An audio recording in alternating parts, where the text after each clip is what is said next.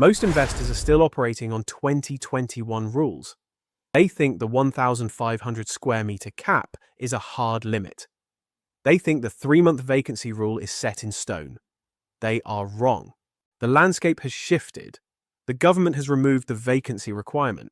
The floor space limits have changed. If you are underwriting deals based on old legislation, you are leaving equity on the table.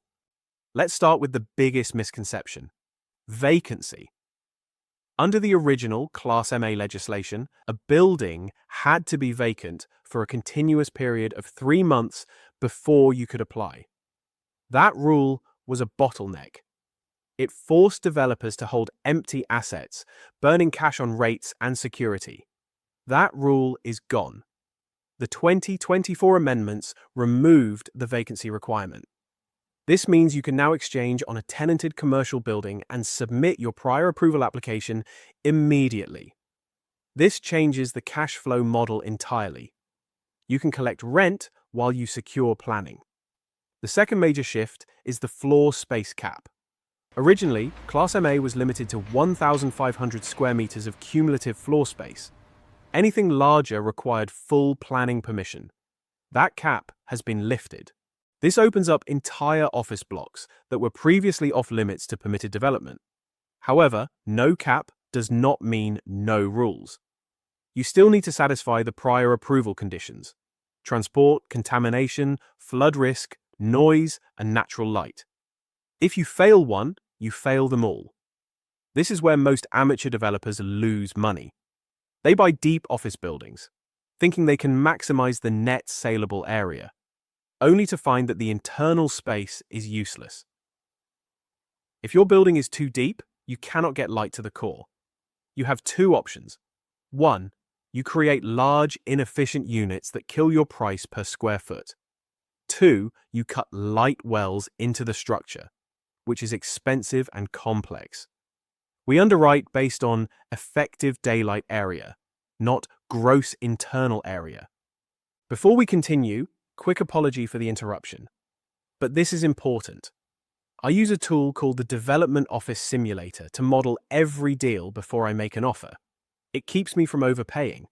And it's the exact same model we teach inside the Academy, complete with full training. I've added a special download link below so you can grab it and start using it yourself. All right, back to the video. Why do we focus on Class MA? It's not because it's easy, it's because of the arbitrage. In many secondary towns, commercial values have flatlined at £100 to £150 per square foot. Residential values in those same postcodes are often £350 to £450 per square foot.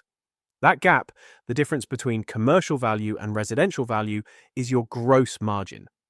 Your job as a developer is to bridge that gap for less than the cost of construction. If you can convert for £150 per square foot, you lock in a £100 per square foot profit. That is the math.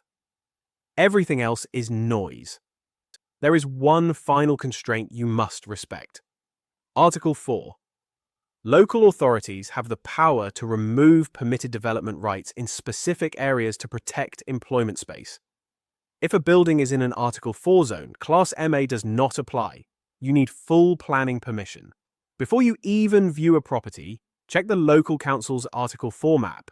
If it's red, walk away unless you have a very specific full planning strategy. If this specific lesson on Class MA, the 2026 Commercial to Residential Framework, was useful to you, hit the like button. It tells me to teach more of this technical detail in future videos. We are currently assembling the next intake for the PCMA Elite Fractional Development Team. We are looking for people who want to master this system while we help them build their first commercial conversion. You learn the craft, we guarantee the execution.